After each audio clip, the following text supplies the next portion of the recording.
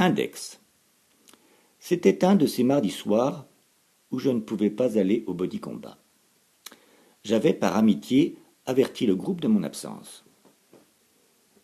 La seule petite anicroche de cet instant béni, c'était l'entorse de son index droit qui le faisait souffrir. Rien de bien grave, mais il avait du mal à le bouger et le gardait refermé à l'intérieur de la paume de sa main.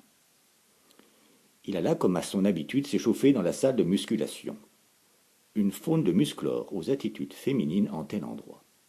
Il entendit ce genre de conversation. « Au fait, Robert, ce que tu es beau avec ce petit kiki. Oh, t'es trop chou, Marcel, de me dire ça. Au fait, t'as vu Guy comme il a de jolies fesses? T'es trop coquin, répondit-il en soulevant une bonne centaine de kilos au-dessus de sa tête. Voyant que les personnalités de ces sportifs ne correspondaient pas vraiment à ses orientations sexuelles, Vénou préféra un endroit plus tranquille pour se préparer. Le cours de body combat commença sous la maîtrise de notre admirable grand gourou. Vénou, notre beau séducteur, s'engagea dans une chorégraphie d'exception. Il brillait de toute sa gloire. Il était le numéro 1. Toutes les filles n'eurent d'yeux que pour lui, et même la petite nouvelle, une polonaise à la poitrine avenante, ne put s'empêcher de le glorifier.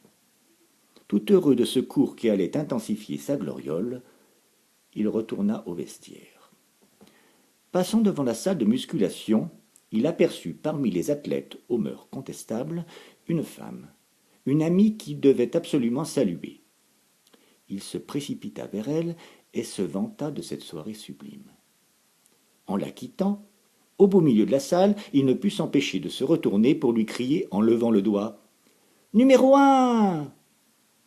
Malheureusement, ce n'est pas son index souffrant qu'il réussit à lever, mais son majeur.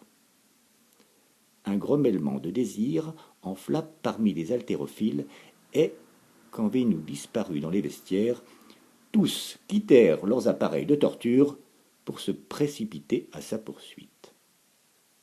Ne pouvant pas continuer la narration des cabrioles qui s'ensuivirent, je laisse la fin de cette histoire à votre perspicace imagination qui, je pense, n'aura aucun mal à supputer sur la suite mémorable de cette histoire.